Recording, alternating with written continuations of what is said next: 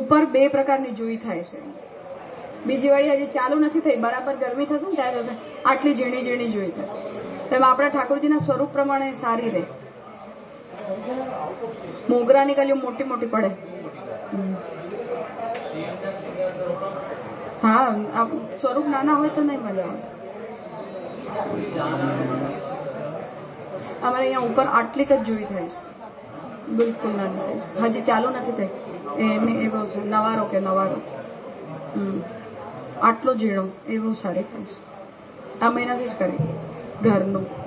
હા, લઈ જાજો. પણ એમાં ફૂલ આવે નથી હજી. ઉગો ચાલુ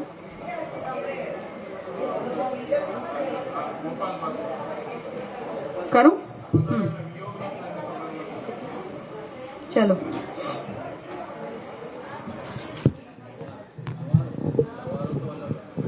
નવારો નવારો ન ન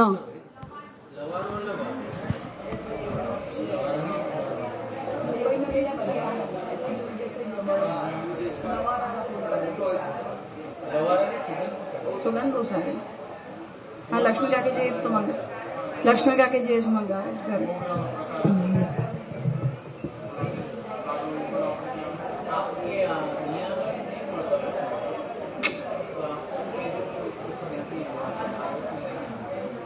હા, એ બેટ દ્વારકાનું નક્કી થશે ને તો પછી તમે લેતા આવજો.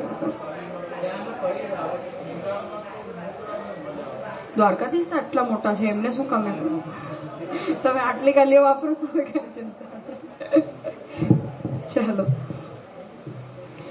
તો પૂર્વ પક્ષ તરફથી જે 3 મુદ્દા ઉભા થયા એમાં 2 આપણે જોયા. ત્રીજો જે છે એ અનુભૂતે અભાવતઃ, ભક્તિની રસના રૂપમાં અનુભૂતિનો અભાવ હોવાને કારણે ભક્તિ રસ નથી, એવું જે પૂર્વ પક્ષી કહી રહ્યા છે એને ત્રીજા પોઈન્ટ તરીકે શ્રી પુરુષોત્તમજીએ બતાવ્યું. જેમાં પહેલી વાત એ આવી કે યદિ સ્નેહાતિશયની જે અનુભૂતિ આપણને થાય, અતિશય પ્રેમની જે અનુભૂતિ થાય, એ પ્રકારની જે અનુભૂતિ છે એ યદિ નાયક નાયિકાના એટલે એનું આલંબન યદિ સ્ત્રી અને પુરુષનો પ્રેમ બને તો પછી એ શૃંગાર રસમાં એનો અંતર્ભાવ થઈ જાય. તો ન ચ પરમ પ્રિયાયામ અનુભૂયત એવ સ્નેહાતિશયઃ ઇતિ વાચ્યમ તસ્ય સ્ત્રી પું પ્રતિયોગિત્વેન નાયિકા નાયક આલંબકત્વેન શૃંગાર એવ અંતર્ભાવાત. તો સ્ત્રી અને પુરુષનો પ્રતિયોગી હોવાને કારણે અને નાયક અને નાયિકાનો આલંબક હોવાને કારણે શૃંગાર રસમાં જ આ પ્રકારના સ્નેહનો તો અંતર્ભાવ થઈ જાય. પિત્રાદિ સ્નેહયસ્તુ તદભાવેન તદ્ભક્તેઃ રસત્વસ્ય અશક્ય વચનત્વાત ચ. માતા પિતાનો સંતાન પ્રત્યે જે પ્રકારનો સ્નેહ હોય એ સ્નેહની અંદર શૃંગાર રસનો તો અભાવ હોય, એટલે શૃંગાર રસ તો એની અંદર છે નહીં.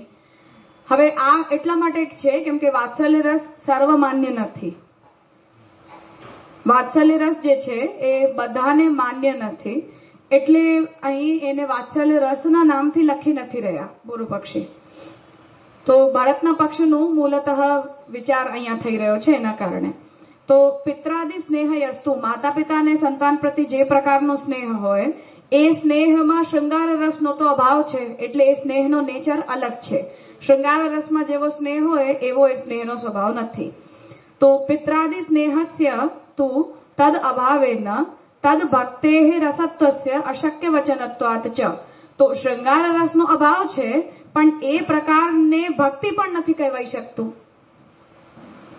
એટલે શૃંગાર રસ નથી. માનો તમે કોઈ એવા સ્નેહનું એક્ઝામ્પલ આપો કે જે સ્નેહ શૃંગાર રસાત્મક નથી, તો એના ઉદાહરણમાં માતા પિતાનો સ્નેહ છે કે જે માતા પિતાને પણ પોતાના સંતાનથી સ્નેહાતિશય હોય છે, અતિશય સ્નેહ હોય છે, અને એ સ્નેહમાં શૃંગાર રસ નથી હોતું. તો પૂર્વ પક્ષી એ કહી રહ્યો છે કે અમે માનીએ છીએ કે એમાં શૃંગાર રસ નથી હોતું, પણ એને ભક્તિ પણ નથી કહી શકતા. એટલે માતા પિતાને પોતાના સંતાન પ્રત્યે ભક્તિનો ભાવ છે એવું પણ તમે નથી કહી શકતા. તો પિત્રાદિ સ્નેહસ્ય તુ તદ અભાવેન, કસ્ય અભાવેન? શૃંગાર રસસ્ય અભાવેન. તો શૃંગાર રસના અભાવને કારણે તદ ભક્તેઃ રસત્વસ્ય અશક્ય વચનત્વાત ચ. તો એ સ્નેહમાં શૃંગાર રસ નથી એ પણ સાચી વાત, પણ એ ભક્તિ રસ છે એવું પણ કહી નથી શકાતું. એ તો ક્લિયર છે ને, માતા પિતાને સંતાન પ્રતિ ભક્તિ છે એવું થોડી કહી શકાય. સ્નેહાતિશય છે એ સ્નેહાતિશય શૃંગાર રસ નથી, આ પણ સાચી વાત છે. સ્નેહાતિશય હોવા છતાં પણ એ ભક્તિ પણ નથી, આ પણ સાચી વાત છે. તો ત્રણેય પક્ષથી એ પ્રોબ્લેમ આવી રહી છે. ઠીક છે. તો પિત્રાદિ સ્નેહસ્ય તુ તદ અભાવે ન, એટલે શૃંગાર રસસ્ય અભાવે ન, શૃંગાર રસનો એમાં અભાવ હોવાથી તદ ભક્તે રસત્વસ્ય અશક્ય વચનત્વાત ચ, પણ એને ભક્તિ રસના રૂપમાં પણ કહી નથી શકાતું. એટલે આ પ્રકારનો સ્નેહાતિશય પણ ભક્તિ રસના એક્સપ્લેનેશનમાં સિદ્ધ નથી થઈ રહ્યો.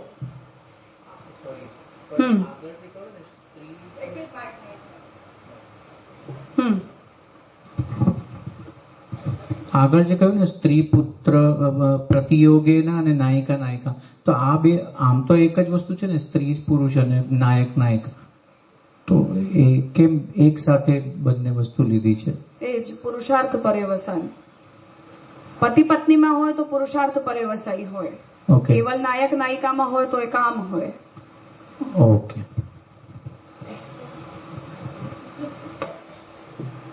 તો તદ ભક્તે રસત્વસ્ય અશક્ય વચનત્વાત ચ, તો ભક્તિ રસ એને નહીં કહી શકાય. તો એક સ્નેહમાં એક એવો પ્રકાર છે કે જે શૃંગાર રસ નથી, પરંતુ એ ભક્તિ રસ પણ નથી થઈ રહ્યો.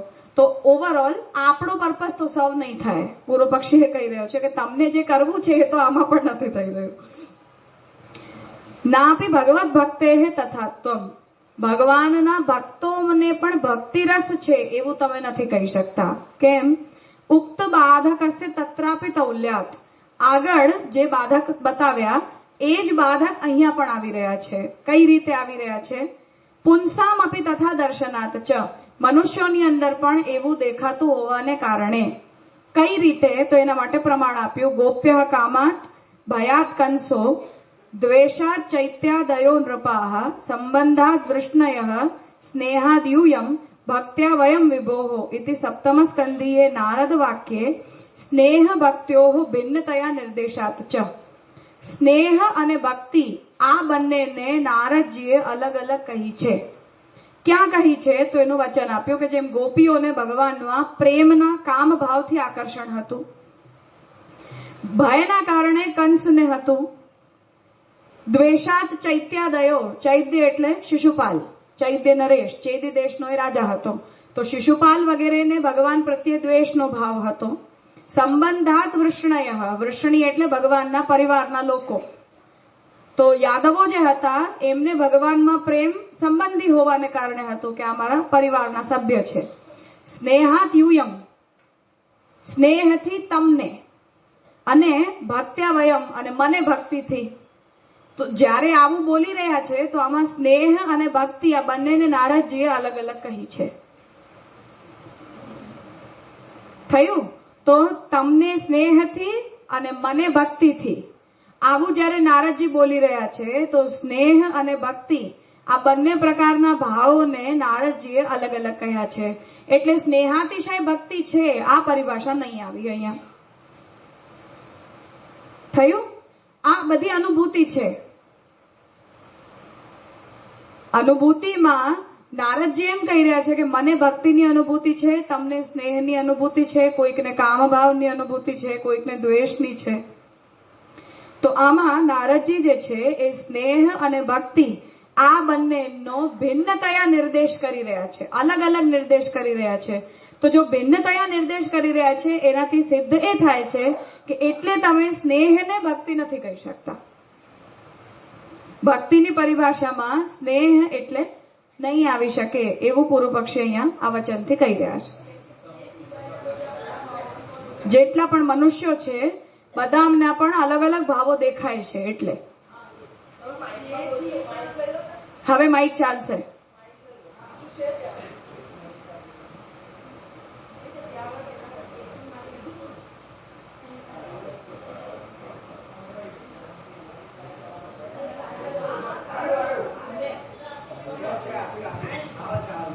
બે આવ્યા.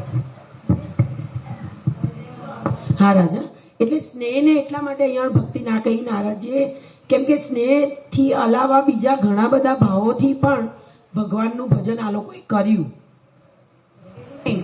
તો અહીંયા ખાલી એટલું કહી રહ્યા છે, બીજા બધા ભાવોને અત્યારે છોડી દો. આપણી પરિભાષા શું થઈ કે સ્નેહ ભક્તિ છે. તો અહીંયા એ કહી રહ્યા છે કે નારદજીએ શું કહ્યું કે તમને સ્નેહથી ભગવાનમાં ભાવ છે અને મને ભક્તિથી છે. તો તમને સ્નેહથી છે અને મને ભક્તિથી છે, આમાં ભાવભેદ નારદજી બતાવી રહ્યા છે કે નહીં? તો સ્નેહ અને ભક્તિ આ બંનેનો નિર્દેશ નારદજીએ અલગ અલગ કર્યો, બે અલગ અલગ લોકો માટે કર્યો. તો નારદજી પોતાના માટે એમ કે છે કે મને તો ભક્તિથી ભગવાનમાં ભાવ છે અને તમને સ્નેહથી ભગવાનમાં ભાવ છે. તો બે અધિકારીને બે પ્રકારના ભાવ જયારે નારદજી બતાવી રહ્યા છે, તો સ્નેહ અને ભક્તિ એ અલગ અલગ સાબિત થઈ ને, એક સાબિત ના થઈ. એવું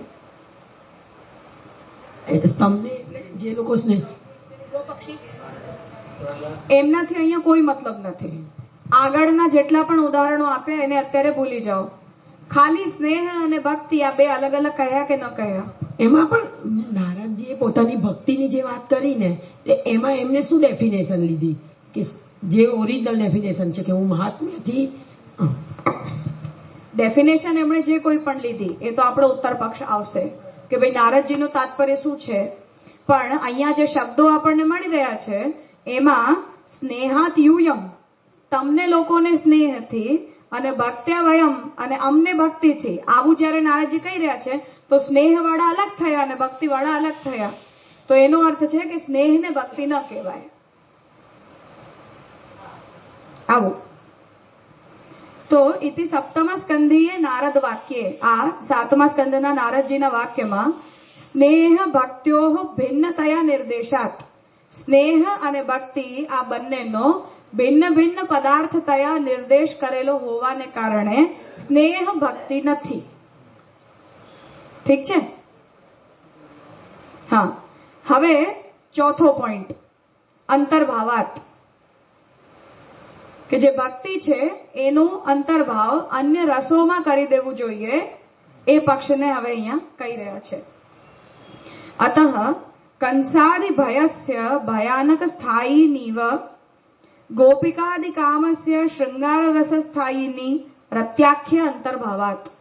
હવે પૂર્વ પક્ષી જે ઉપરનું વચનમાં જે બીજા બધા કેસીસ છે એને કન્સિડર કરી રહ્યા છે કે એટલે કંસ વગેરેને તો ભગવાનમાં ભય હતો, તો ભયનો જો સ્થાયી ભાવ છે તો એનાથી ભયાનક રસની સિદ્ધિ થાય છે.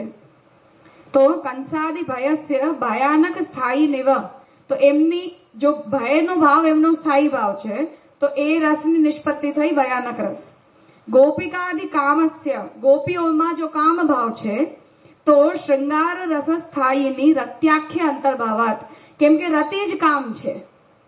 જે શૃંગાર રસનો સ્થાયી ભાવ રતિ કહ્યો, તો રતિ જે છે એ રતિને જ આપણે કામ કહીએ છીએ.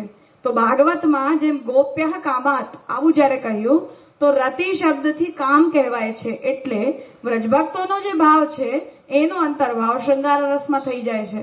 તો કંસનો ભાવ ભયાનક રસની અંદર થઈ ગયો, ગોપીઓનો શૃંગાર રસમાં થઈ ગયો.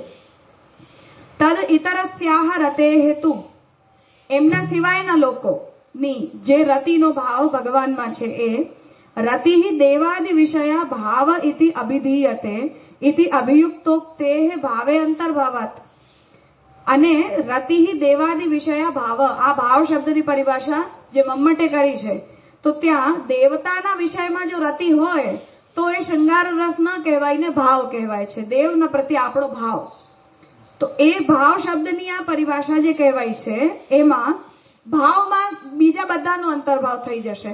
જેટલા પણ લોકોને કેટેગરાઇઝડ રસ સિવાય, કેટેગરાઇઝડ રસ કયા છે કે જેમ ભયાનક છે, રૌદ્ર છે, વીર છે, તો જે લોકોને ભગવાન દુશ્મન દેખાયા એમનામાં વીર રસ પ્રકટ થયો, જેમને ભગવાનમાં કામભાવ થયો એમનામાં શૃંગાર થયો. તો જેટલા પણ કેટેગરાઇઝડ છે એ લોકો બધાના તો રસને આપણે ત્યાં સેટ કરી દઈએ કે તમને આટલા આટલા રસ છે. જે લોકો અનકેટેગરાઇઝડ છે, જે લોકોને ભગવાનમાં દેવ બુદ્ધિથી પ્રેમ છે કે ભગવાન દેવતા છે, ભગવાન કોઈ સામાન્ય મનુષ્ય નથી, એ પ્રકારે દેવભાવથી, જેમ વિદુરજી છે ફોર એક્ઝામ્પલ, તો વિદુરજી ભગવાનના સ્વરૂપને ઓળખે છે, ભીષ્મ ભગવાનના સ્વરૂપને ઓળખે છે, કે દ્રોણાચાર્ય કૃપાચાર્યને ભગવાનના સ્વરૂપનું જ્ઞાન છે, કેટલાક રાજાઓ છે એ લોકો પણ ભગવાનના સ્વરૂપને ઓળખે છે.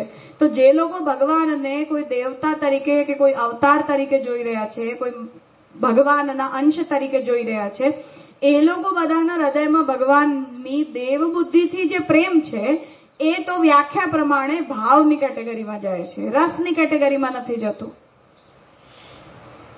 થયું ક્લિયર? કેટેગરાઇઝ જે લોકો પોતાનામાં ક્લિયર છે. ગોપીઓ ભગવાનને દેવ નથી માનતી, ગોપીઓ ભગવાનને દેવ નથી માનતી, એટલે એમનો ભાવ તો શૃંગારમાં ગયો. કંસ પણ ભગવાનને દેવતા નથી માનતો, તો કંસનો ભાવ ભયાનક રસની અંદર ગયો.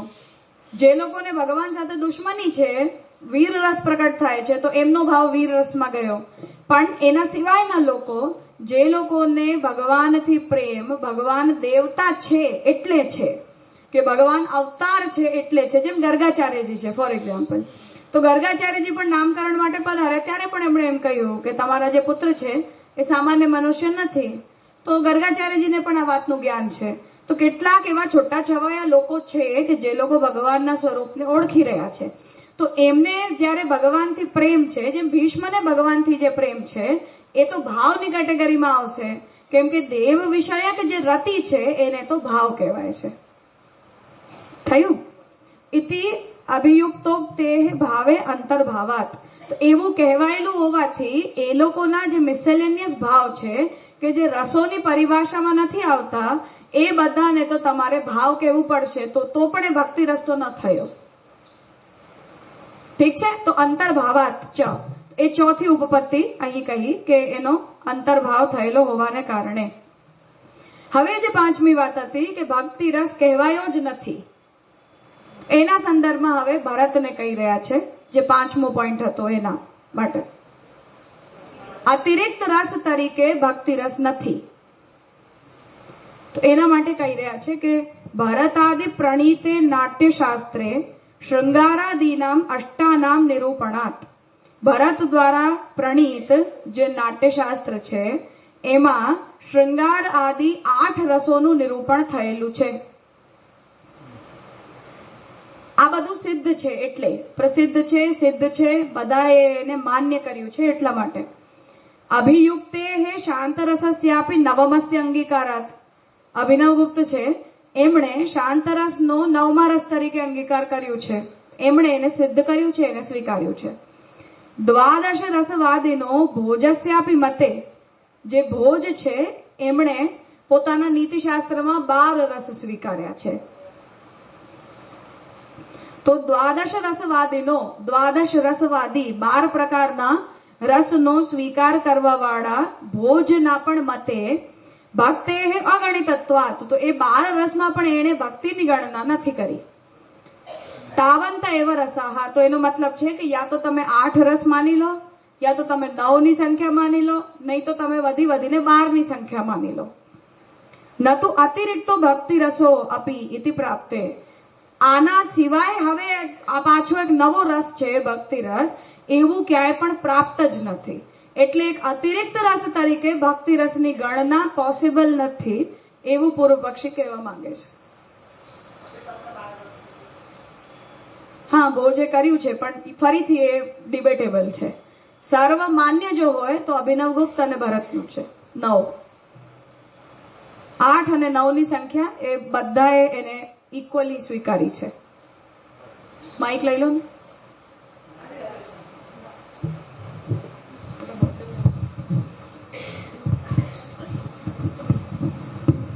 દંડવત પ્રણામ રાજા. એ જાણે પહેલો અને છેલ્લો થોડો ઓવરલેપ લાગી રહ્યો છે, કે પહેલા બી એવું જ કહેવાયું છે કે ભક્તિ રસ ક્યાંય પણ સાંભળ્યો નથી, ન પુરાણ, ન વેદ, ન કાવ્ય. અને 5થમાં બી એમ જ કહી રહ્યા છે કે ભક્તિ રસ ક્યાંય કહેવાયું નથી. તો આ થોડું પહેલું અને છેલ્લું થોડું. વેદ અને પુરાણમાં કહેવાયેલું હોવાનો મતલબ કે તો શાસ્ત્ર કોટી છે, અને આ બધી જે કોટીઓ છે એ શુદ્ધ વૈદિક શાસ્ત્રની કેટેગરીમાં નથી આવતું, લેટર ડેવલપમેન્ટ્સ છે. તો એ હેતુથી બંનેને અલગ અલગ કર્યા છે. તો માનો ભરતે નથી કહ્યું પણ વેદે કહ્યું છે તો એ માન્ય ગણાય. ભરતે ન પણ કહ્યું હોય પણ વેદ વચનથી પ્રાપ્ત થતું હોય તો એ એક્સેપ્ટેબલ છે. ભરતે પણ નથી કહ્યું તો પણ પુરાણોએ પણ કહ્યું હોય તો પણ એ માન્ય કહેવાય, કેમ કે શાસ્ત્ર સર્વોપરી છે. તો ત્યાં પણ જો નથી કહ્યું અને ભરતે પણ નથી કહ્યું તો પછી તમે ક્યાંથી લાવી રહ્યા છો, એ પ્રોબ્લેમ ઉભી થાય છે. કેમ કે જેમ ભરત છે કે વ્યાકરણના એક્સપર્ટ હોય, પતંજલિ હોય કે ન્યાયના ગૌતમાદિ હોય, એ લોકો બધા વેદને એક્સેપ્શન માને છે બધી જ વાતમાં. જેમ પતંજલિએ પોતાના સૂત્ર લખ્યા, યોગ સૂત્ર, તો ત્યાં પણ એ વૈદિક યોગને એક્ઝેપ્ટ કરી રહ્યા છે કે એ એક અલગ વસ્તુ છે અને લૌકિક યોગ એક અલગ વસ્તુ છે. એ જ રીતે વ્યાકરણ શાસ્ત્ર જયારે પ્રકટ થયું તો ત્યાં પણ એ કહી રહ્યા છે કે અમે વ્યાકરણના નિયમ બનાવીએ છીએ એ લૌકિક ભાષા માટે છે, પરંતુ આ નિયમોનો ભંગ યદિ વેદ વાક્યોમાં પ્રાપ્ત થતું હોય તો વેદ વાક્યનું પ્રામાણ્ય છે, અમારા સૂત્રનું પ્રામાણ્ય નથી, તો એ એક્સેપ્શન છે. તો એવી રીતે માનો ભરતે નથી માન્યું કે અભિનવ ગુપ્તે પણ નથી માન્યું, પણ વેદ કે પુરાણમાંથી આપણે લાવી દઈએ તો એમના વચનોનું પ્રામાણ્ય ઇમ્પોર્ટન્ટ નથી, પણ ત્યાં પણ નથી કહ્યું અને આ લોકોએ પણ નથી કહ્યું, તો પછી ઓલ ઓફ અ સડન ક્યાંથી આવ્યું? એટલે બે અલગ અલગ પોઈન્ટ્સ છે એના માટે.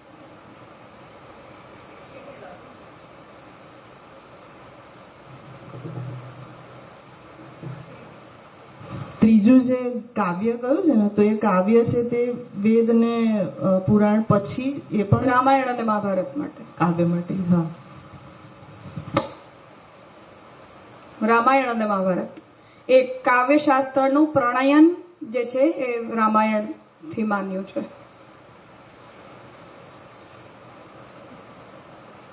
કાવ્યની જે રીતિ છે એનું પહેલું પ્રાકટ્ય રામાયણ છે અને પછી દ્વાપરમાં મહાભારત પણ, બંને મહાકાવ્યો. રામાયણ અને મહાભારત, રામાયણ પહેલા છે ને ત્રેતામાં, પછી દ્વાપરમાં મહાભારત છે. એટલે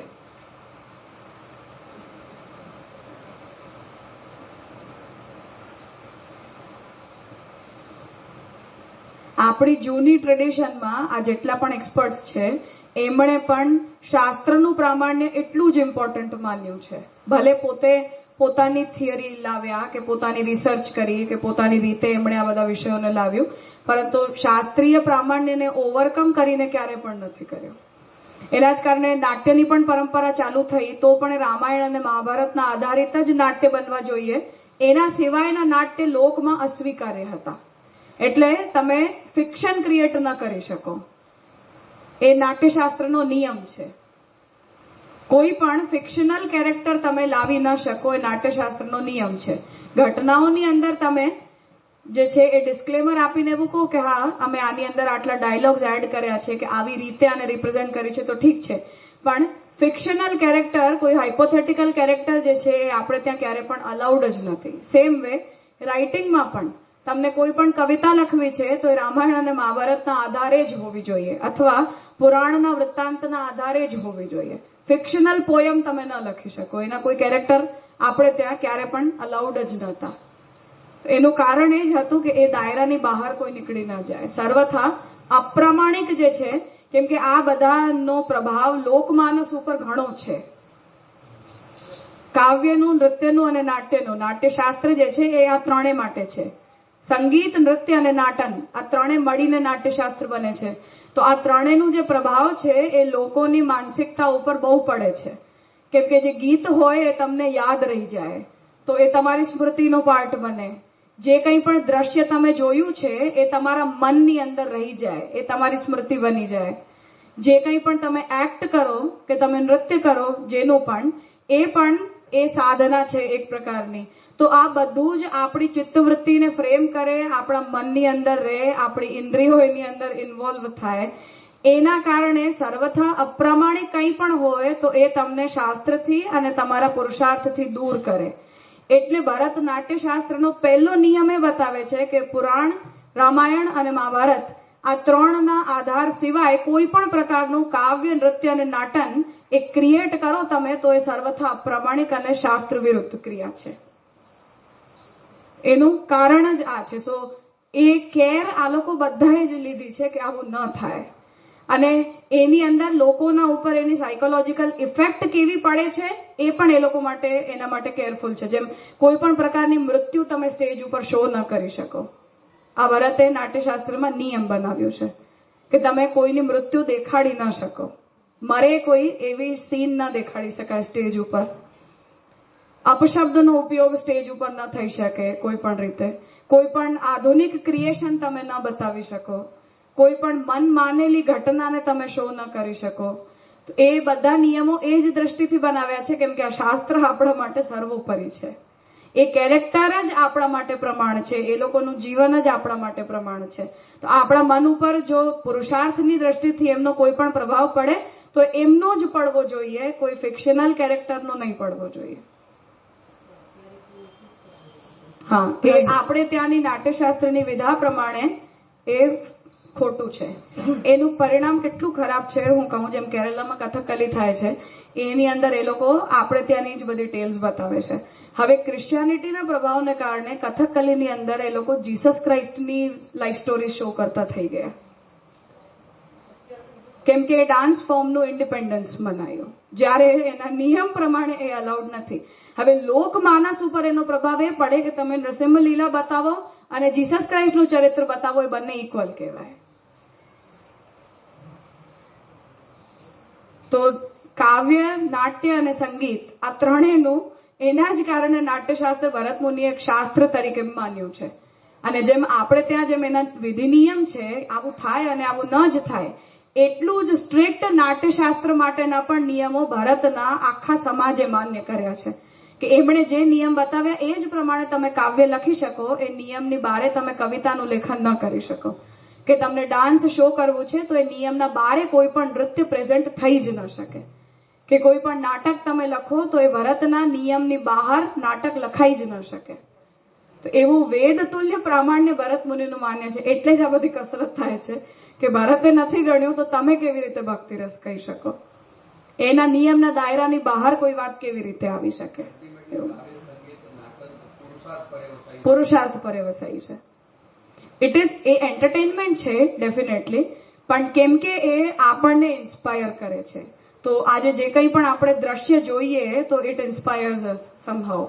એ ઘટના તમને ઇન્સ્પાયર કરે છે. તો આપણી એન્ટરટેનમેન્ટના પણ જેટલા પણ સાધનો છે એમાં એવું જ હોવું જોઈએ જે તમને પુરુષાર્થનિષ્ઠ બનાવે, ધર્મ, અર્થ, કામ અને મોક્ષમાં આપણને પ્રેરિત કરે. તો એ જ નિયમના કારણે આ ફ્રેમવર્ક ભરતે બનાવી કે આ દાયરાની બહાર તમે સંગીત પણ નહીં, કાવ્ય પણ નહીં, નાટક પણ નહીં અને નૃત્ય પણ નહીં, કંઈ જ ન થઈ શકે. તો ભરતનું જે પ્રામાણ્ય છે એ આના કારણે સર્વમાન્ય છે. એ પોતાનામાં એક પ્રકારનું શાસ્ત્ર છે અને એ રસશાસ્ત્રની જે માન્યતા છે એ જે વેદ અને પુરાણની જેવી માન્યતા છે એવી જ રસશાસ્ત્રની પણ છે. આ બધા જે સ્મૃતિકોટીમાં આવે શાસ્ત્ર બધા આ સ્મૃતિકોટી નથી. તો આ બધા ઋષિ મુનિઓએ પ્રકટ કરેલ એટલે પ્રમાણિત છે. હા, ઋષિ છે એટલે પ્રમાણ છે. ડિરેક્ટલી એનો ધર્મમાં ઉપયોગ નથી. જેમ મહાપ્રભુજે ઉપવેદોનું કેવી રીતે બતાવ્યું છે, જેમ ગાંધર્વ વેદ છે, આયુર્વેદ છે, ધનુર્વેદ છે, સ્થાપત્ય છે, તો એ ચારે મૂળ વેદના ઉપવેદ છે. તો ત્યાં મહાપ્રભુજી કહી રહ્યા છે કે મૂળ ધર્મની અંદર એમનો ઉપયોગ છે એટલે એ વેદ તુલ્ય છે. તો આયુર્વેદ દેહ રક્ષા દ્વારા ધર્મ સિદ્ધિ કરે છે. ગાંધર્વ વેદ જે છે એ પણ કામ સિદ્ધિના દ્વારા ધર્મ સિદ્ધિ કરાવે છે. ધનુર્વેદ જે છે એ રક્ષા દ્વારા ધર્મ સિદ્ધિ કરે છે. એટલે એ ઉપવેદો બધા માન્ય છે. એવી જ રીતે આ બધા શાસ્ત્રોનું પણ જે છે એ સેકન્ડરી ઉપયોગના કારણે એમનું પ્રામાણ્ય છે. સ્થાપત્ય, ગાંધર્વ વેદ, આયુર્વેદ, ધનુર્વેદ અને સ્થાપત્ય વેદ, ચાર. એ ચારે વેદોના ચાર ઉપવેદો છે. તો સ્થાપત્ય જે છે એ કન્સ્ટ્રક્શનના નિયમ છે. તો જેમ યજ્ઞ સત્ર કરવું હોય તો યજ્ઞની વેદી કેવી રીતે બને, કે યજ્ઞ માટેના ઉપકરણોનું નિર્માણ કેવી રીતે કરવાનું, કે યજ્ઞશાલાનું નિર્માણ કેવી રીતે કરવાનું, એ બધા નિયમો સ્થાપત્ય વેદ બતાવે છે.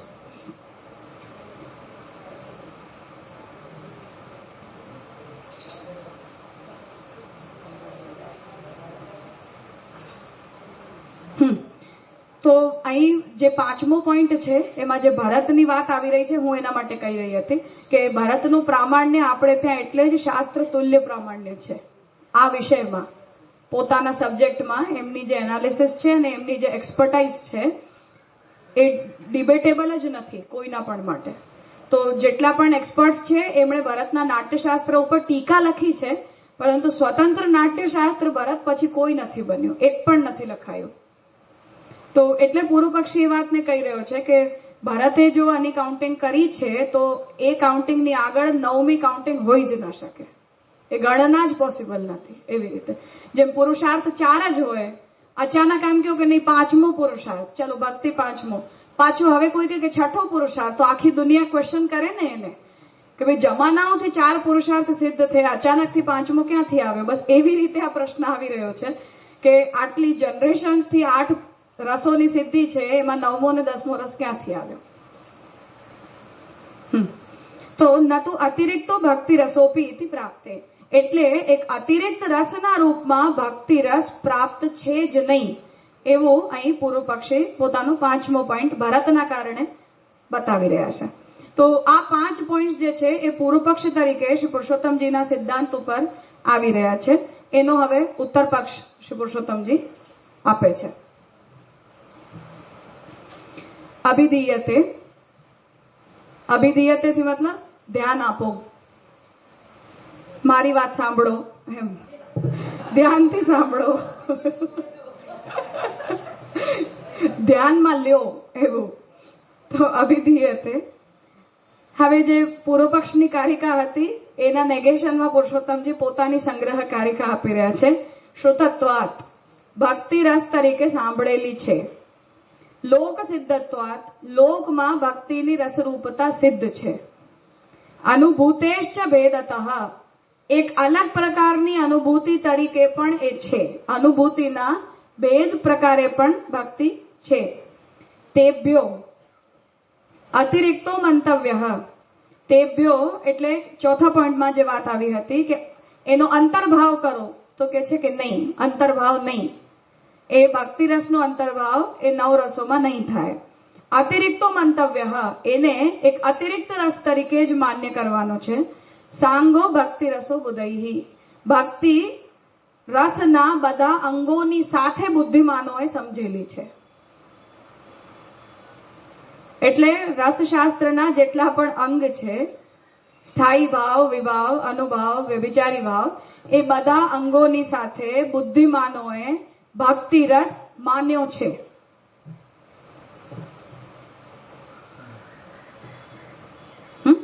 તો આ ઉત્તર પક્ષ તરીકે પોતાનો પક્ષ પુરુષોત્તમજી પૂર્વ પક્ષના વિરોધમાં આપી રહ્યા છે. એ જે 5 પોઈન્ટ ત્યાં હતા એના નેગેશનમાં આ 5 પોઈન્ટ છે. હવે એને એક એકને શ્રી પુરુષોત્તમજી સમજાવી રહ્યા છે. જેમાં જે સૌથી પહેલું જે છે એ અશ્રુતત્વાત, એટલે ભક્તિ રસને સાંભળ્યો નથી, જેના માટે પૂર્વ પક્ષીએ કહ્યું કે વેદમાં, પુરાણમાં અને કાવ્યોમાં ભક્તિ રસ કહેવાયો નથી. તો એને શ્રી પુરુષોત્તમજી સૌથી પહેલા કહી રહ્યા છે. શાસ્ત્રેષુ શ્રુતત્વેન, શાસ્ત્રમાં સંભળાયેલો હોવાથી, સ્નેહત્વેન ચ ભક્તેઃ અતિરિક્તત્વમ, સ્નેહ તરીકે ભક્તિ અતિરિક્ત ભાવ તરીકે શાસ્ત્રમાં કહેવાયેલો છે. તો પહેલું પોઈન્ટ કે શાસ્ત્રમાં એટલે વેદમાં, પુરાણમાં અને કાવ્યમાં એટલે મહાભારત અને રામાયણમાં જે ભક્તિ છે એ રસ તરીકે કહેવાયેલો છે. એ પહેલા પોઈન્ટને શ્રી પુરુષોત્તમજી કહી રહ્યા છે કે શાસ્ત્રમાં એટલે શ્રુતિમાં, શાસ્ત્રમાં સાંભળેલો છે. કઈ રીતે સાંભળેલો છે? સ્નેહ તરીકે, સ્નેહના ભાવ તરીકે કહેવાયેલો છે. એટલે ભક્તિ એક અતિરિક્ત ભાવ છે, એક અતિરિક્ત રસ છે. હવે એમાં પ્રમાણ વચનો પુરુષોત્તમજી આપી રહ્યા છે.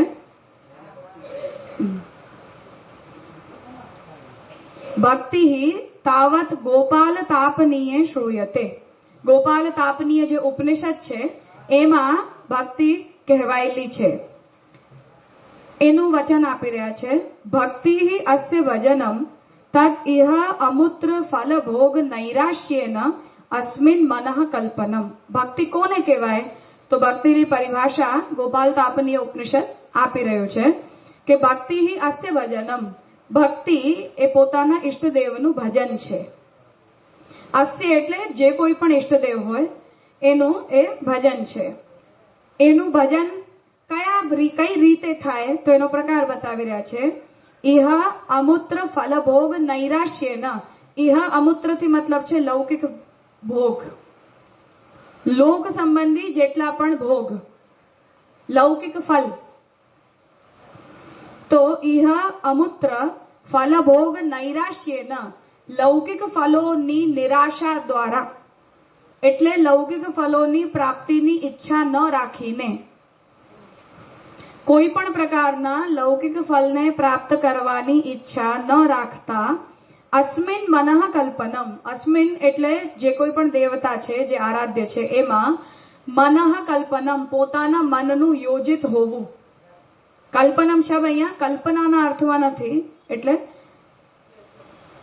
કલ્પનાનો મતલબ આપણે ઇમેજિનેશન સમજીએ છીએ, પણ મનઃ કલ્પનમનો મતલબ મન જેને પસંદ કરે છે, મન જેની અંદર લાગે છે, જોડાય છે.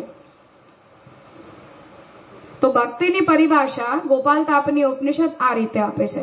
એટલે લૌકિક કોઈ પણ ફલ ભોગને પ્રાપ્ત કરવાની ઈચ્છા રાખ્યા વિના પોતાના મનનું ઈષ્ટદેવની અંદર જોડાવવું, આને ભક્તિ કહેવાય છે. હા, અમૂત્ર એટલે લોક, દુનિયા. નૈરાશ્ય નથી, વૈરાગ્ય છે. અને ભોગ અને ફલ બંને અલગ વસ્તુ, લૌકિક ભોગ અથવા લૌકિક ફલ બંને. ફલનો તો ભોગ થાય ને, ફલને ભોગ કરવાની ઈચ્છા, એની નિરાશાપૂર્વક.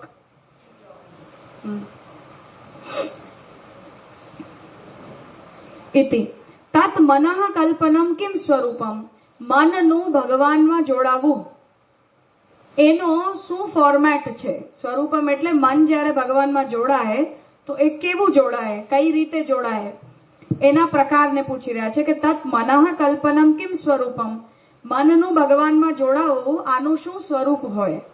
ઇતિ જિજ્ઞાસાયામ, આવી જો જિજ્ઞાસા થાય કે ગોપાલ તાપની ઉપનિષદમાં મનઃ કલ્પનનો પ્રકાર નથી બતાવ્યો, તો એની જો જિજ્ઞાસા થાય તો નારદ પંચરાત્રે તત નિષ્કૃષ્યતે, તો નારદ પંચરાત્રની અંદર એનો નિષ્કર્ષ આપ્યો છે, એનું પ્રકાર બતાવ્યું છે. એ છે મહાત્મ્ય જ્ઞાન પૂર્વસ્તુ સુદૃઢ સર્વતોધિક સ્નેહો ભક્તિ ઇતિ પ્રોક્ત તયા મુક્તિર્ન ચાન્યથા. તો મનઃ કલ્પના, મનનું ભગવાનમાં જોડાવવું, કઈ રીતે જોડાવવું, તો મહાત્મ્ય જ્ઞાન પૂર્વક સુદૃઢ અને સર્વતોધિક રીતે ભગવાનમાં મનનું જોડાવું ભક્તિ છે. તો આ ગોપાલ તાપની ઉપનિષદમાં આવેલી પરિભાષાનું એક્સટેન્શન છે કે ફલભોગનું નૈરાશ્ય, ઠીક છે કે કોઈ પણ લૌકિક ફલની આકાંક્ષા પૂર્વક નહીં, પણ લૌકિક ફલોની આકાંક્ષાને છોડીને ભગવાનમાં મનનું જોડાવું. ભગવાનમાં મન કઈ રીતે જોડાય તો એનું પ્રકાર નારદ પંચરાત્ર બતાવે છે કે મહાત્મ્ય જ્ઞાન પૂર્વક સુદૃઢ અને સર્વતોધિક મનનું ભગવાનમાં જોડાવું ભક્તિ છે. તો આ એની પૂરી પરિભાષા થઈ. તો મહાત્મ્ય જ્ઞાન પૂર્વસ્તુ સુદૃઢ સર્વતોધિક સ્નેહો ભક્તિ ઇતિ પ્રોક્ત તયા મુક્તિર્ન ચાન્યથા ઇતિ. તો આ એની પૂરી પરિભાષા. બંને પરિભાષાઓને અગર આપણે મર્જ કરીએ છીએ તો લૌકિક ફલોની આકાંક્ષા વિના ભગવાનના મહાત્મ્યને જાણીને સુદૃઢ અને સર્વતોધિક સ્નેહ ભગવાનમાં હોવું ભક્તિ કહેવાય છે. ઠીક છે. જે તયા મુક્તિર્ન ચ અન્યથા, આનાથી જ મુક્તિ છે, એના સિવાય બીજી કોઈ રીતે નહીં.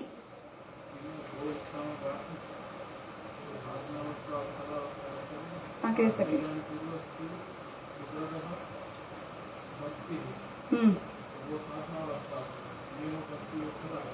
नहीं, सुदृढ़ स्नेहो आ फल अवस्था है, क्योंकि अदृढ़ वे स्नेह जब तक, तो वो साधन अवस्था के विषय. हाँ, पर जो सुदृढ़ विशेषण है वो स्नेह साथ जानो चाहिए और सर्वतोधिक दो ही. तो આ બંને પરિભાષાઓને જો આપણે મિક્સ કરીએ તો ભક્તિની એક શુદ્ધ પરિભાષા ક્લિયર થઈ જાય કે એ લૌકિક કામના યુક્ત ન હોવી જોઈએ અને મનનું ભગવાનમાં જોડાવું એ સુદૃઢ અને સર્વતોધિક હોવું જોઈએ. શાંડિલ્ય સૂત્રેપી, શાંડિલ્ય સૂત્ર પણ ભક્તિની પરિભાષા આપે છે. અથા તો ભક્તિ જિજ્ઞાસા. હા, ગોપાલ તાપની ઉપનિષદમાં જે જણાવ્યું એનું સ્વરૂપ અહીંયા મહાત્મય જ્ઞાન નારદ પંચરાત્રથી સમજાવ્યું. મનઃ કલ્પનમ, કેવલ મનઃ કલ્પનમ. બસ આટલું. જી મનનું ભગવાનમાં જોડાવવું. તો હવે મન ભગવાનમાં કેવું જોડાયું હોય તો ભક્તિ કહેવાય. તો એનું એક્સટેન્શન નારદ પંચરાત્રથી થઈ ગયું કે સુદૃઢ અને સર્વતોધિક જોડાયું હોય અને એનું ઇન્સ્પિરેશન મહાત્મ્ય જ્ઞાન હોય તો જે ભક્તિ કહેવાય. એવી રીતે હવે એ અતિવ્યાપ્તિ નહીં થાય ને સ્નેહાતિશયની. તો હવે પતિ પત્નીનો સ્નેહ કે માતા પિતાનો સ્નેહ આ મહાત્મ્ય જ્ઞાન પૂર્વક તો નથી હોતો. સુદૃઢ અને સર્વતોધિક હોય છે પરંતુ મહાત્મ્ય જ્ઞાન પૂર્વક નથી હોતું. તો આ વિશેષણના આવવાથી ભક્તિની વ્યાખ્યા હવે અતિવ્યાપ્તિમાં નહીં થાય, બીજા કોઈ જગ્યાએ નહીં જાય. તો સ્નેહાતિશય જેમાં પ્રોબ્લેમ થતી હતી એ સ્નેહાતિશયને એક વિશેષણ મળી ગયું કે સ્નેહાતિશય હોય તો એ મહાત્મ્ય જ્ઞાનથી જ ઇન્સ્પાયર્ડ હોવું જોઈએ. જે વાત નિબંધમાં શ્રી મહાપ્રભુજી કહી રહ્યા છે કે મહાત્મ્ય જ્ઞાન વિના જો ભક્તિ થાય તો એ ભક્તિ ભરોસા પાત્ર નથી હોતી. એટલે પારિવારિક માહોલને કારણે, કોઈના સંગને કારણે, પૂર્વ જન્મના સંસ્કારને કારણે, આમાંના કોઈ પણ કારણોથી જો ભક્તિ પેદા થઈ જાય તો એ ભક્તિ છે એ ગૌણ ભક્તિ છે. કેમ કે એ ટકે કે ન ટકે એનો ભરોસો નથી. પણ એ મહાત્મ્ય જ્ઞાન પૂર્વક હોય તો જ એ ભરોસા પાત્ર, કેમ કે પ્રક્રિયા એ જ છે. તો એને જ અહીંયા કહી રહ્યા છે કે સ્નેહાતિશય આજે ભગવાનને જે વાત આપણે કામમાર્ગ, પ્રેમમાર્ગ, વિવેકમાં પણ જોઈ કે આજે ભગવાનના સ્વરૂપથી કોઈને આકર્ષણ થઈ ગયું, એસ્થેટિકલી ભગવાન અપીલિંગ લાગવા લાગી જાય, એમની સેવા અપીલિંગ લાગવા લાગી જાય, જેમાં મહાત્મ્ય જ્ઞાન નદારદ છે, તો એવા સ્નેહાતિશયને તમે ભક્તિ નથી કહી શકતા. રાજા, આપણે મહાત્મ્ય જ્ઞાન લૌકિકી હોઈ શકે નહીં. શાસ્ત્ર સિદ્ધ હો તો ही કોઈ ચમત્કાર और ચમત્કાર વગેરે આમાં નહીં આવે. મહાત્મ્ય જ્ઞાનનું શુદ્ધ તાત્પર્ય છે શાસ્ત્રમાં જે રીતે ભગવાનનું સ્વરૂપ બતાવ્યું છે એ જ રીતે. તો આ બંને પરિભાષાઓ ભક્તિની પ્રાપ્ત છે. શાંડિલ્ય સૂત્રેપી અથાતો ભક્તિ જિજ્ઞાસા ઇતિ પ્રતિજ્ઞાય. શાંડિલ્ય સૂત્રમાં પણ શાંડિલ્ય ઋષિના ભક્તિ સૂત્ર છે. તો જેમ નારદજીના ભક્તિ સૂત્ર છે એમ શાંડિલ્ય ભક્તિ સૂત્ર પણ છે. હા, તો શાંડિલ્ય ભક્તિ સૂત્રની શરૂઆત હવે ભક્તિના સ્વરૂપની જિજ્ઞાસા કરવામાં આવે છે એ સૂત્રથી થાય છે. એવી પ્રતિજ્ઞા કરીને સા પરાનુરક્તિ ઈશ્વરે ઇતિ તસ્યાહ લક્ષણમ ક્રિયતે. અને હવે ભક્તિ કોને કહેવાય તો એનું પહેલું લક્ષણ શાંડિલ્ય ઋષિએ કરી રહ્યા છે કે ભગવાનમાં પરા અનુરક્તિ. પરા એટલે સૌથી વધારે, અતિશય, સર્વતોધિક, સુદૃઢ, આ બધાના અર્થમાં પરા શબ્દ છે. તો જેમ બ્રહ્મને આપણે પરબ્રહ્મ કહીએ છીએ એ રીતે ભક્તિ સ્ત્રીલિંગ છે તો પરા છે. તો પરા અનુરક્તિ, ભગવાનમાં અનુરક્તિ, અનુરક્તિનો મતલબ છે જોડાવું, ચીપકી જવું, એટલે એવું જોડાવું કે અલગ ન થાય, એને અનુરક્તિ કહેવાય છે. તો સા પરાનુરક્તિ ઈશ્વરે. ભક્તિ કોને કહેવાય તો ઈશ્વરમાં થનારી પરા અનુરક્તિ. આ રીતે ભક્તિની પરિભાષા શાંડિલ્ય ઋષિએ પણ કરી છે. તો આ જે પહેલું પોઈન્ટ હતું શ્રુતત્વાત, એને પુરુષોત્તમજી કહી રહ્યા છે કે ભક્તિ ક્યાંય નથી કહેવાય એવું નથી. આ બધી જ ભક્તિની અનુભૂતિઓ છે. પોઈન્ટ એ છે કે જેટલી પણ પરિભાષાઓ આવી એ પરિભાષાને આપણે ધ્યાનથી જોઈએ તો એ ભાવ દ્યોતક છે. જેમ પરા અનુરક્તિ ફોર એક્ઝામ્પલ, તો પરા અનુરક્તિ આ જ્ઞાનનું સ્વરૂપ નથી, આ એક્સપિરિયન્સનું સ્વરૂપ છે. પૂર્વ પક્ષી શું કહી રહ્યો હતો કે ભક્તિ જે છે એ આરાધ્યત્વેન જ્ઞાન છે. કોઈ દેવનું આરાધ્ય તરીકે જ્ઞાન છે, આરાધ્ય તરીકે એનું નિધિધ્યાસન છે, કે આરાધ્ય તરીકે એનું ઉપાસન છે, કે શ્રવણાદિ નવક છે. આ ચારે ચાર જે પણ પરિભાષા પૂર્વ પક્ષીએ કરી એમાંની કોઈ પણ પરિભાષા શાસ્ત્રે નથી કરી. શાસ્ત્ર ભક્તિને જ્ઞાન નથી કહી રહ્યું. આરાધ્યત્વેન જ્ઞાન આ પરિભાષા શાસ્ત્ર ભક્તિને નથી કરી રહ્યું. આપણે એને ભક્તિ માર્ગીમાં, સાધન અવસ્થામાં આપણે એને ભક્તિ સમજતા હોઈએ એ આપણી પ્રોબ્લેમ છે. એટલે હું કૃષ્ણને કેવલ મારા આરાધ્ય દેવ તરીકે સમજું છું, આવી મારી અન્ડરસ્ટેન્ડિંગને હું ભક્તિ સમજું છું એ મારી સમસ્યા છે, મારો બ્લોકેજ છે કોઈ પ્રકારનો. પણ શાસ્ત્ર ભક્તિ કોને કહે છે શાસ્ત્ર ભક્તિ અનુભૂતિને કહે છે, જ્ઞાનને નથી કહેતી. પુરુષોત્તમજી એ વાત કહેવા માંગી રહ્યા છે કે જેમ શાંડિલ્ય ભક્તિ સૂત્ર જયારે સા પરાનુરક્તિ ઈશ્વરે એવું કહી રહી છે કે ભગવાનમાં થનારી અનુરક્તિ, એ અનુરક્તિ પણ પરા વિશેષણ એ હેતુથી છે કે એ કોઈ પ્રકારની લૌકિક અનુરક્તિ નથી, ઉત્તમ પ્રકારની અનુરક્તિ છે, શ્રેષ્ઠ પ્રકારની અનુરક્તિ છે કે અતિશય. જે નારદ પંચરાત્ર જે પરિભાષામાં કહી રહ્યું છે કે સર્વતોધિક, એ અર્થમાં પરા શબ્દ યુઝ થયો છે. સર્વતોધિક મતલબ કે આખા બ્રહ્માંડથી વધીને. જે વાત ગોપાલ તાપની ઉપનિષદથી આવી રહી છે કે નૈરાશ્ય ન, લૌકિક ફલમાં નૈરાશ્ય છે, તો એનો મતલબ એ છે કે જેની અંદર તમારી અનુરક્તિ થઈ રહી છે એ ઓબ્જેક્ટ કોઈ લૌકિક ઓબ્જેક્ટ નથી.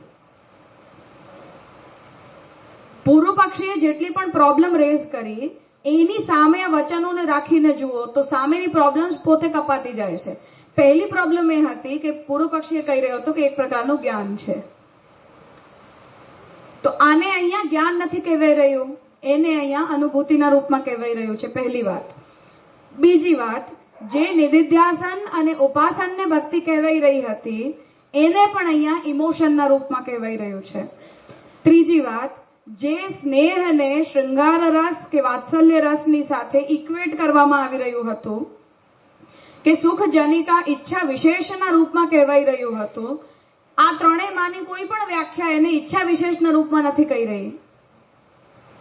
જે સ્નેહાતિશય શબ્દનો ઉપયોગ પૂર્વ પક્ષી લૌકિક અર્થમાં લઈ જઈ રહ્યો હતો એને પરા શબ્દ કહીને, સુદૃઢ અને સર્વતોધિક કહીને અમૂત્ર ફલભોગ નૈરાશ્ય શબ્દોથી એનો તો નેગેશન થઈ રહ્યું છે કે આ સ્નેહાતિશય, કેમ કે કોઈ પણ લૌકિક પદાર્થમાં જો એ સ્નેહાતિશય બોલાઈ રહ્યો છે કે લૌકિકી ઇમોશનમાં એ સ્નેહાતિશય બોલાઈ રહ્યો છે, તેમાં ફલ અને ભોગનું નૈરાશ્ય પોસિબલ નથી. કેમ કે મને લોકમાં કોઈથી, મારા પતિથી કે સંતાનથી સ્નેહાતિશય છે, તેમાં ફલભોગનું નૈરાશ્ય નથી, ફલભોગની ત્યાં ઈચ્છા વિશેષ છે. તો આ પરિભાષા તો એ પરિભાષાને નેગેટ કરી રહી છે, એનાથી ક્રોસ ચાલી રહી છે. મને લોકમાં કોઈનાથી પણ સ્નેહાતિશય છે અથવા સુખ જનિકા ઈચ્છા વિશેષ, જો એને સ્નેહ કહેવાઈ રહ્યું છે તો આની અંદર તો એ પ્રકારની અભિલાષામાં નૈરાશ્ય હોય તો જ એ ભક્તિ છે. એની આશા હોય તો ગોપાલ તાપની ઉપનિષદ એને ભક્તિ કહી જ નથી રહ્યું.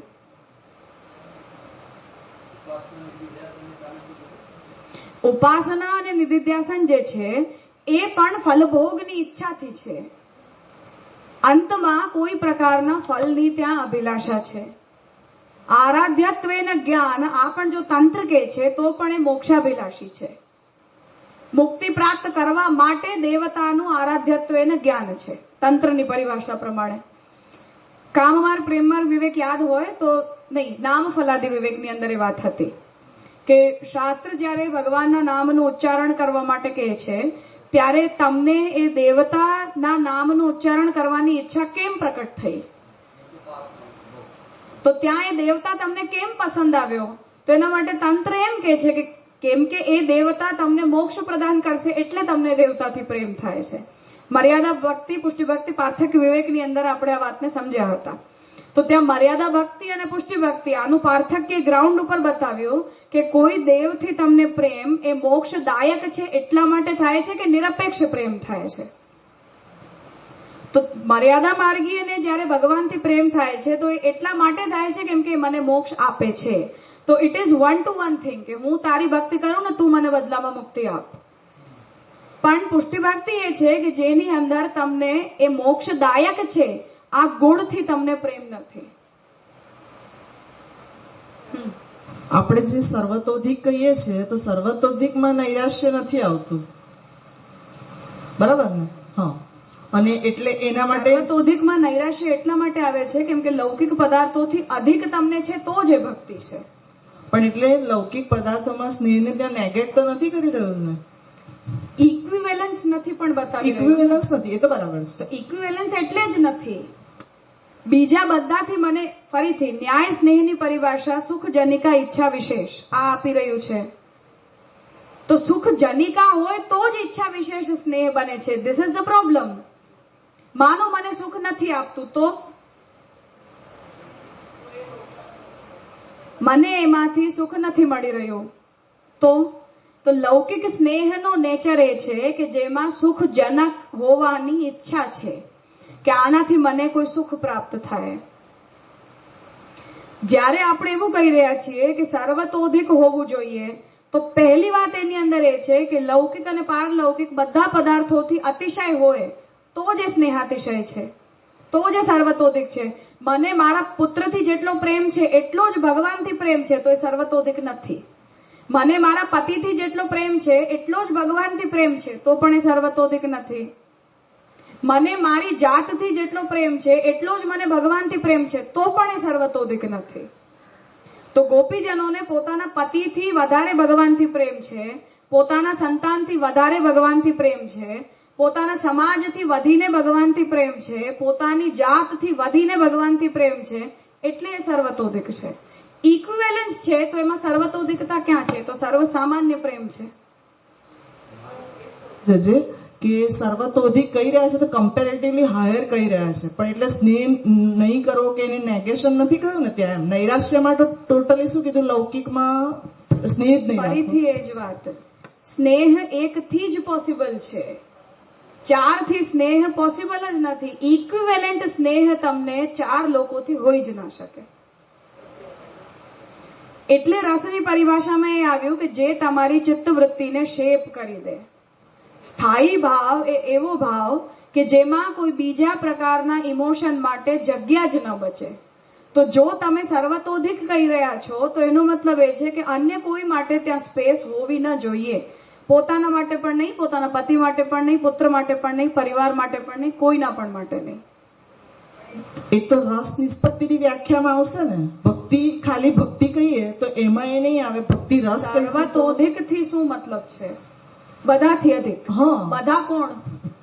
લોકમાં જે છે તે બધા. લોક અને વેદ બંને. બધું લોક અને વેદમાં જે કંઈ પણ છે એ બધાથી અધિક સ્નેહ. એટલે કમ્પેરેટિવલી કહી રહ્યા છે ને, એમ કહું છું. કમ્પેરિઝન કરી રહ્યા છે, એનાથી બીજાનું નેગેશન જ થઈ રહ્યું છે. હું નેગેશન થઈ રહ્યું છે કે ડાયલ્યુટ થઈ રહ્યું છે? ડાયલ્યુટ નથી થઈ રહ્યું, 100% નેગેશન છે એમાં. આધિક્યનો સીધો મતલબ છે કે બીજાની અંદર તમને કંઈ ન બચે તો જ. માત્રા કેમ કે અહીંયા કાઉન્ટ નથી થતી. તમારી પાસે જયારે ચોઈસ કરવાની મોમેન્ટ હોય ત્યારે તમારામાં ચોઈસ કરવાની હિંમત છે કે નહીં? તમને કોઈ એવું કહે કે ભગવાન અને તમારા પતિ બંનેમાંથી કોઈ એકને તમે પસંદ કરી લો, તમે કરી શકો છો કે નથી કરી શકતા? એ સ્નેહાતિશયનું ફિલ્ટર છે, એનો થર્મોમીટર છે.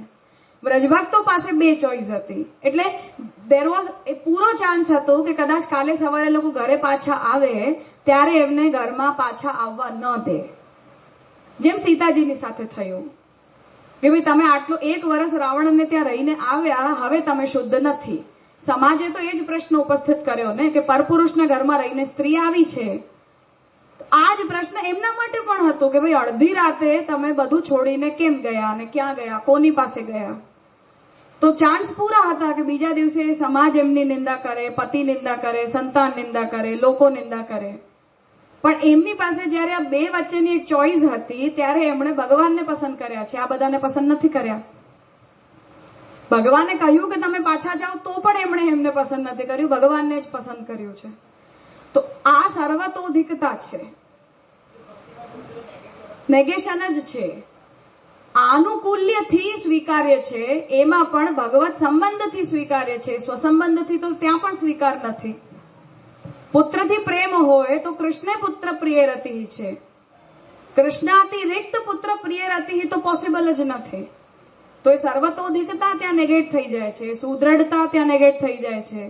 નૈરાશ્ય ક્યાં રહ્યું? ત્યાં તો આશા રહી ગઈ ને બધાની. પતિ પણ હોય, સંતાન હોય, ઘર હોય, પૈસા હોય, તો નૈરાશ્ય ક્યાં છે?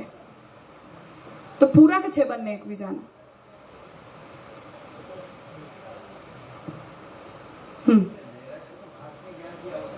હા, મહાત્મ્ય જ્ઞાનથી જ આવશે.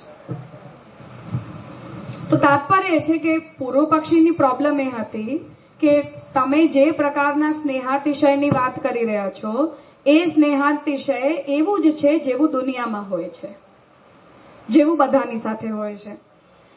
પુરુષોત્તમજી પરિભાષાથી એ વાત કહેવા માંગી રહ્યા છે કે એની સુદૃઢતા અને સર્વતોધિકતા જ્યારે પરિભાષા કહી રહી છે તો એનું મતલબ એ છે કે જનરલ દુનિયાનો જેવો સ્નેહ છે એવો તો બાય બેસિકલી સ્નેહ નહીં જ હોવો જોઈએ.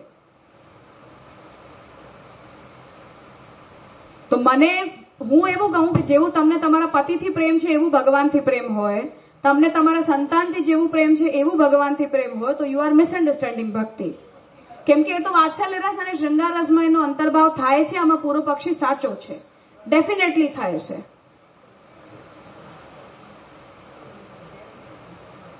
એનું આધિક્ય છે. તો પરિભાષા સૌથી પહેલી જો 3-4 વાતોને કહી રહી છે.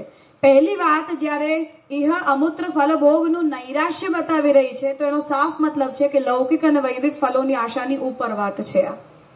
તો જેટલા પણ લૌકિક અને વૈદિક ફલ પ્રાપ્ત કરવાની આકાંક્ષા હોય, જે સુખ જનિકા ઈચ્છા વિશેષ હોય, એની અહીંયા કોઈ એક્સપેક્ટેશન નથી બચી કે મને આનાથી કંઈ મળે. એવી કોઈ એક્સપેક્ટેશન આ પ્રકારના સ્નેહની અંદર હોવી ન જોઈએ. બીજી વાત કે એ મહાત્મ્ય જ્ઞાનથી જનિત છે. મહાત્મ્ય જ્ઞાન જનિત છે. એ કોઈ પ્રકારના કામભાવ કે વાત્સલ્ય ભાવ જનિત સ્નેહ નથી. એ સ્નેહનું પ્રાકટ્ય, એ સ્નેહનું ઉદ્ગમ ભગવાનના મહાત્મ્ય જ્ઞાન દ્વારા જ એસેન્શિયલી થવું જોઈએ. નહીં તો એ ગૌણી ભક્તિ છે. તો આપણે એને મુખ્ય ભક્તિમાં એને ગણતા નથી એ પ્રકારની ભક્તિને. તો એ પ્રકારનો સ્નેહાતિશય છે. ત્રીજી વાત, જ્યારે એને આપણે સુદૃઢ અને સર્વતોધિક કહી રહ્યા છીએ તો એ દ્રઢ છે એટલે સ્થાયી છે. સુદૃઢ શબ્દ પોતાનામાં સ્થાયીતાને બતાવે છે કે સ્થાયી હોવું જોઈએ, અસ્થાયી નથી. આ જ્યારે એને આપણે સર્વતોધિક કહી રહ્યા છીએ તો એનું તાત્પર્ય છે કે બ્રહ્માંડના જેટલા પણ પ્રકારના સ્નેહ છે, એના આલંબન વિભાવના જેટલા પણ આશ્રયણીય તત્વ છે એ બધાથી વિશેષ છે. આ તો એનો આશ્રય ભગવાન છે. જ્યારે શાંડિલ્ય ભક્તિ સૂત્ર એને સા પરાનુરક્તિ ઈશ્વરે કહી રહ્યું છે તો અનુરક્તિ તો ઇમોશન છે, અનુરક્તિ જ્ઞાન નથી. આરાધ્યત્વેન જ્ઞાનને અનુરક્તિ નથી કહેવાઈ શકાતું. આપણને આરાધ્યત્વેન જ્ઞાન છે એટલે આપણનો જે અનુભવ છે એ ભક્તિ રસ નથી, પણ જે અનુરક્તિનો અનુભવ છે એ રસ છે. તો પરાનુરક્તિ જ્યારે એને કહેવાઈ રહ્યું છે તો એ જ્ઞાનની વાત નથી થઈ રહી, એ ભાવની વાત થઈ રહી છે. અને જો એ સુદૃઢ છે તો ઇટ ક્લિયરલી મીન્સ કે સંચારી નથી પણ સ્થાયી છે. ને સ્થાયી છે તો જે ભક્તિ છે, સંચારી છે તો એ ભક્તિ છે જ નહીં. તો આ બધી જ ડેફિનેશનના જેટલા પણ શબ્દો છે, જેટલા પણ એના મતલબ છે, એ બધાને જો આપણે ભેગા કરી દઈએ તો પૂર્વ પક્ષી જેટલી પણ પ્રોબ્લેમ રેઝ કરતા હતા, યદ્યપી એનું નેગેશન હજી પુરુષોત્તમજી આગળ કરશે, પરંતુ ઓવરઓલ જેટલી પણ પ્રોબ્લેમ હતી એ આ બધી પરિભાષાઓથી ક્લિયર છે કે પરિભાષા કોઈ જ્ઞાનની વાત નથી કરી રહી, પરિભાષા કોઈ પ્રેક્ટિસની વાત નથી કરી રહી. પરિભાષા જે છે એ ઇમોશનની, ભાવનાની અને અનુભવની વાત કરી રહી છે. આપણી સાધના પ્રણાલીમાં જે કહ્યું છે કે લક્ષણોમાં લૌકિક વૈદિક કાપટ્યાત કરવાનું અને સમર્પણમાં બધાનો અંગીકાર, એટલે મીન્સ કે પ્રભુને બધું સમર્પિત કરી દેવાનું. આમાં આ બધું આવી જાય આપણી સાધના પ્રણાલીમાં, ભક્તિના બધા. એ કઈ અવસ્થામાં સાધનાની વાત કહું છું હું, એ જ કહી રહી છું. આ સાધનાની વાત નથી થઈ રહી. એટલે એ તરફ જવા માટે જે આપણા સાધનો છે તે મહાપ્રભુજી આ રીતે દોર્યા છે, કહી શકાય. એ તો બધા જ સાધનો છે. અસમર્પિતનો ત્યાગ પણ છે, અન્યાશ્રયનો પણ ત્યાગ છે. જેટલા પણ સાધનોના નેગેટિવ આસ્પેક્ટ છે, જ્યાં જ્યાં પણ મનાઈ છે, એ બધું જ આની સિદ્ધિ માટે જ છે.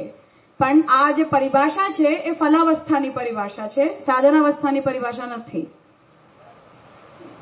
તો એ ત્યાગની જ વાત છે ત્યાં. એમ કાપટ્યપૂર્વક નિર્વાહ એના માટે છે જેને એની જરૂર છે, કે જે એમાં ફસાયેલો છે, જે એને છોડી નથી શકતો, કે જે એને છોડીને ભાગી નથી શકતો. તમે એને છોડીને જઈ શકો છો, એના વગર રહી શકો છો, તો વેલ એન્ડ ગુડ. કાપટ્યની જરૂર જ શું છે?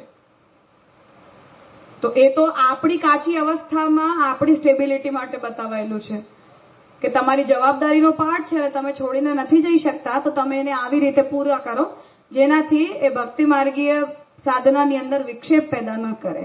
તો એ તો માથે પડેલાને નિભાવવાની વાત છે, પણ તમે એને ઉપાડીને ફેંકી શકો છો તો છોડવાનો જ પ્રશ્ન છે એમાંથી. આ જે શરદ બાબા એમ કહ્યું હતું કે આ જે કાપડિયા જે છે તે વૈષ્ણવના લક્ષણ તરીકે બતાવેલું છે કે એને આદેશ નથી આપી રહ્યો કે તમે લૌકિક વૈદિકનો ત્યાગ કરો, પણ એનું લક્ષણ છે કે એ રીતે કરશે એમ. તો એ સાધના પ્રણાલીમાં જો એ આવી ગયો છે તો એનું આ રીતનું બિહેવિયર થઈ જ જશે, થવું જ જોઈએ. રાજા, એટલે અહીંયા એવું થાય છે ને, ટોપિક એવો સિદ્ધ કરે છે ને કે મહાત્મા જ્ઞાન પૂર્વક જો એ સ્નેહ હશે તો એ ભક્તિ રસમાં પુરવાર થશે. આ રીતે આપણે એને જોડ્યું. સ્નેહનો ભાવ ભક્તિ રસને પેદા કરે છે. કેમ કે ભાવ તો રસને પેદા કરનારું છે ને. તો આવો મહાત્મ્ય જ્ઞાન પૂર્વકનો સ્નેહ સ્થાયી ભાવ છે અને એ સ્થાયી ભાવથી ભક્તિ રસ નિષ્પન્ન થાય છે. કારણ કે એ ભક્તિ રસને ગણતા નથી, એટલા માટે એને આવી રીતે ભક્તિ રસથી એને બતાવવા છે. તો એ સ્નેહનું અહીંયા વિશેષણ બતાવ્યું, સ્નેહનો પ્રકાર બતાવ્યો, સ્નેહને બીજા બધા પ્રકારના સ્નેહથી અલગ બતાવ્યું. જે પૂર્વ પક્ષી આ બધી આર્ગ્યુમેન્ટ કરે છે, યુક્તિઓ એ અપ્રમાણિત નથી લાગતી, કારણ કે જે બી પુરુષોત્તમજી પ્રમાણ વચનો નારદ સૂત્ર, શાંડિલ્ય સૂત્ર, ગોપાલ તાપની ઉપનિષદથી આપી રહ્યા છે તો બધા પહેલા સિદ્ધ જ હતા. અને કોઈ પણ પૂર્વ પક્ષી આ બધા શાસ્ત્રોને તો માન્ય રાખે છે, એ રીતે જ વાદ થતા હતા પ્રાચીન સમયમાં. તો એને કઈ રીતે આપણે સમજી શકીએ? કારણ કે કોઈ પણ આ ઉલ્લેખ એમને કર્યો જ નથી. ઓલ્ધો ભક્તિની આખી ડેફિનેશન બહુ કન્ફાઇન્ડ રીતે અવેલેબલ છે. ઇન્ટરપ્રિટેશનલ ડિફરન્સ.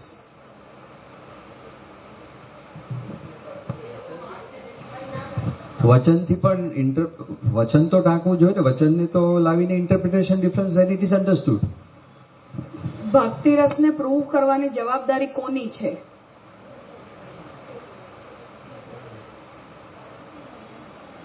જેમ આપણે વાદી હોઈએ, ફોર એક્ઝામ્પલ મેં પહેલું ઇનિશિયેટિવ લીધું કે હું ભક્તિને રસ માનું છું, તો your duty is to create the problem. તમારી જવાબદારીમાં ભક્તિ રસને સિદ્ધ કરવાનું નથી આવતું, એ તો મારી જવાબદારી છે કેમ કે પોઈન્ટ અને ઇનિશિયેટ મેં કર્યું છે. તમારું કામ છે એની અંદર પ્રોબ્લેમ્સ ઊભી કરવો કે આ એટલે તમે ભક્તિને રસ નથી કહી શકતા. તો પૂર્વ પક્ષી કરી રહ્યો છે. તો એ એવા જ વચન લાવે છે કે જેમાં ભક્તિ રસના રૂપમાં નથી પ્રૂફ થઈ રહી. પ્રક્રિયામાં વિતંડા કે અયુક્ત વચનોથી અથવા તો શાસ્ત્રાર્થ કઈ રીતે અયુક્ત પણ નથી અને વિતંડા પણ નથી. થિંગ ઇઝ કે ફોર એક્ઝામ્પલ જેમ મહાત્મ્ય જ્ઞાન પૂર્વસ્તુ સુદૃઢ સર્વતોધિક સ્નેહો ભક્તિ, આનું તમે મિસઇન્ટરપ્રિટેશન કરો.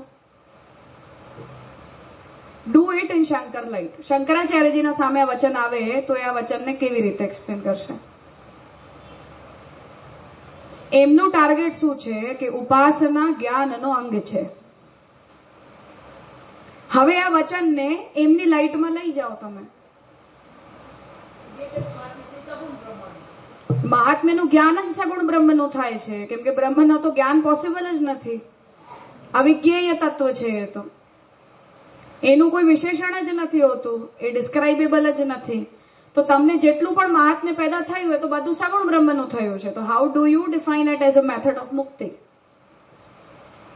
તો તમે તો સગુણતાની અંદર રમી રહ્યા છો, તો રમો.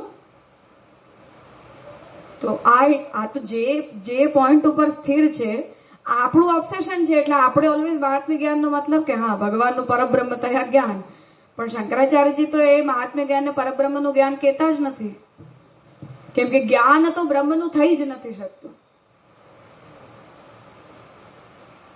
વ્યાવર્તક જ હોય છે જ્ઞાન કેવલ શંકરાચાર્યજીના અને બુદ્ધ બંનેના મત પ્રમાણે. જ્ઞાન જે છે એ કેવલ ન હોય એનું વ્યાવર્તન જ કરે છે, જે હોય એનું ડિસ્ક્રિપ્શન તો મિથ્યા થઈ જાય. રાજા, આપણે આ ભક્તિની જે ડેફિનેશનમાં જે મહાત્મા જ્ઞાન પૂર્વક સર્વતોધિક સુદૃઢ સ્નેહ અમે જોયું, અમે વિચાર કર્યો કે હમણાં કે જ્યારે અમે એમ કહીએ છીએ કે સર્વતોધિક સુદૃઢ સ્નેહ, તો એનો કમ્પેરેટિવ નહીં બટ નેગેશનમાં સમજવું જોઈએ. તો મારે એમાં એ સમજવું હતું કે એના સર્વતોધિક કહેવા કરતા કેવલ કેમ ન કહીને પછી સર્વતોધિક કેમ કીધું? અગર આપણું તાત્પર્ય ઈ જ છે કે પ્રભુમાં જ સ્નેહ રહેવો જોઈએ અને બાકી નેગેટિવ હોવું જ ન જોવે. તો સર્વતોધિક ન કહીને કેવલ પ્રભુમાં સુદૃઢ સ્નેહ કીધું હોત તો ચાલે એમ. પણ ભગવત સંબંધી હોય તો એમાં અસ્નેહ પણ દોષ છે. જે કોઈ પણ વસ્તુનો કે વ્યક્તિનો ભગવાનની સાથે સંબંધ છે એવાના પ્રત્યે તમારા મનમાં જો અસ્નેહ છે તો પણ એ ભક્ત માટે દોષરૂપ છે. એ સ્નેહ ભક્તિમાં ઉપયોગી છે અને કમ્પલસરી પણ છે. કેમ કે જેમ હું ભક્ત છું એમ મારા પરિવારનો બીજો સદસ્ય પણ ભગવાનનો જ ભક્ત છે. જેમ ભગવાનને મારાથી સ્નેહ છે એમ એનાથી પણ સ્નેહ છે. તો જો મને કૃષ્ણથી સ્નેહ છે તો કૃષ્ણને જેનાથી સ્નેહ છે એ બધાથી મને સ્નેહ હોવું જોઈએ. પણ એ કૃષ્ણ થ્રુ હોવું જોઈએ, પર્સનલી મારા થ્રુ ન હોવું જોઈએ. તો અસ્નેહાત્મક વૃત્તિ પણ દોષ છે. તો એ વૈરાગ્ય પણ આપણે ત્યાં અપેક્ષિત નથી. એટલે તો એ બધાથી અધિક કૃષ્ણથી હોવું જોઈએ અને કૃષ્ણના સંબંધથી બધાથી હોવું જોઈએ.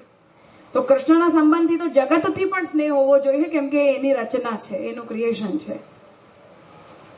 કૃષ્ણના સંબંધથી બધાથી સ્નેહ છે અને કૃષ્ણ સંબંધ રહિત હોવા ઉપર અસ્નેહ છે, વૈરાગ્ય છે. તો સર્વથા વૈરાગ્ય પણ નથી. કેમ કે આપણને કૃષ્ણ સંબંધી કોઈ પણ વસ્તુ કે વ્યક્તિથી સ્નેહ નથી, આ પણ ભક્તિમાં બાધા છે. બીકોઝ ઇટ ક્લિયરલી મીન્સ કે તમને કૃષ્ણથી સ્નેહ નથી.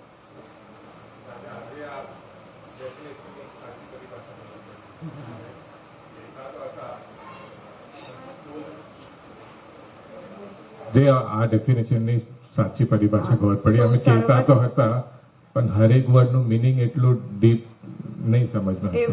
પ્રતિવાદી એટલે જ જરૂરી છે.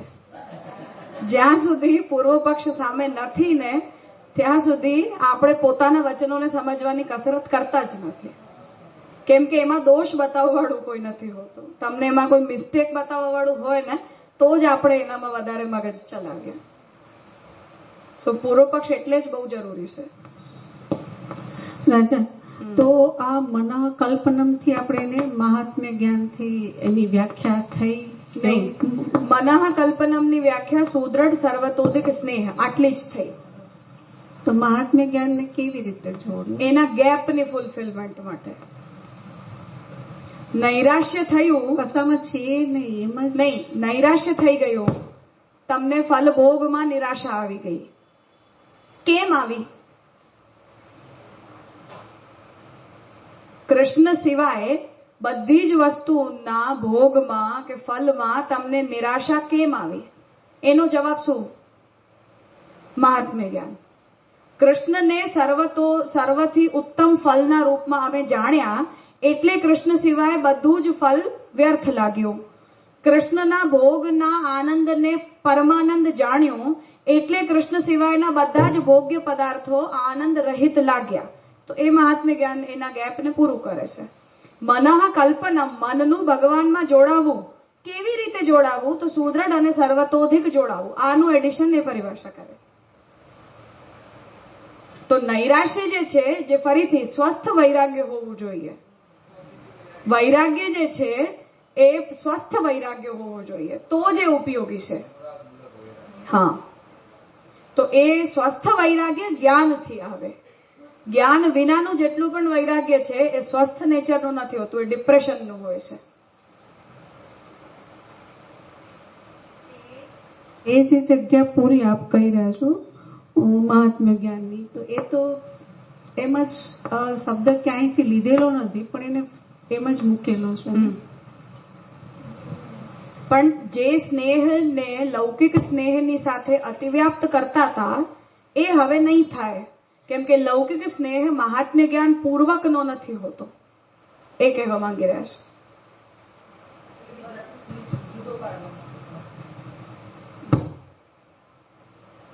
ઠીક છે, તો અત્યારે અહીંયા રાખીએ, આગળનું સાંજના સેશનમાં કરીએ.